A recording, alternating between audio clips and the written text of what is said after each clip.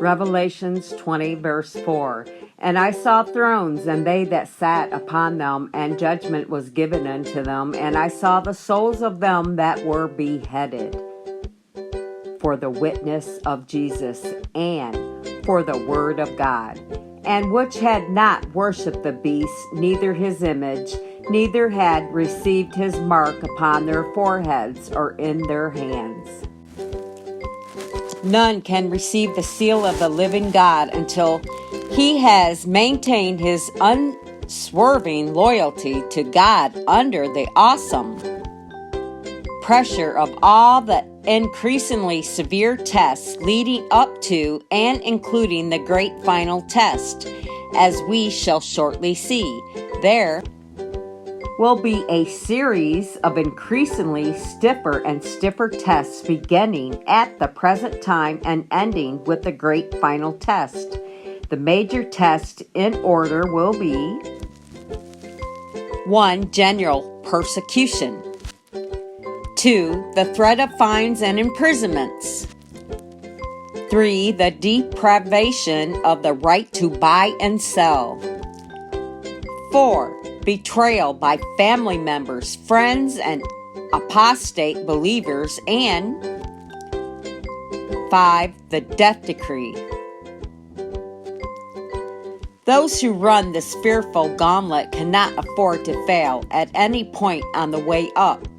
For should they do so, they will at that point receive the mark of the beast and thus be eternally lost. They do not need to face any more tests after that in order to determine their internal destiny, for that will be decided by their failure to measure up to the test so far. For instance, those who cannot endure the trial imposed by the threat of fines and imprisonment have no hope of surviving.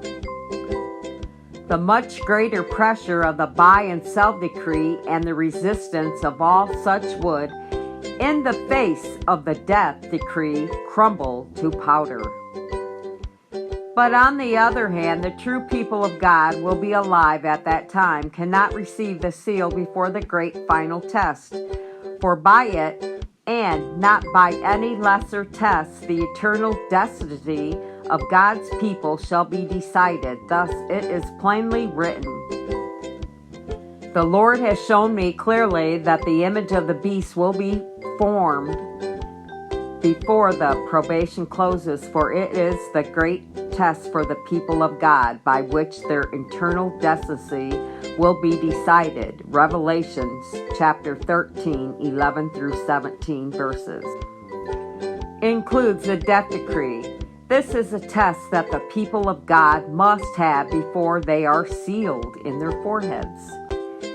This statement applies to those who are still in the great valley of decision during the loud cry period, including those who give the message, for they can still turn back if they should weaken. No one will be eternally secure until, having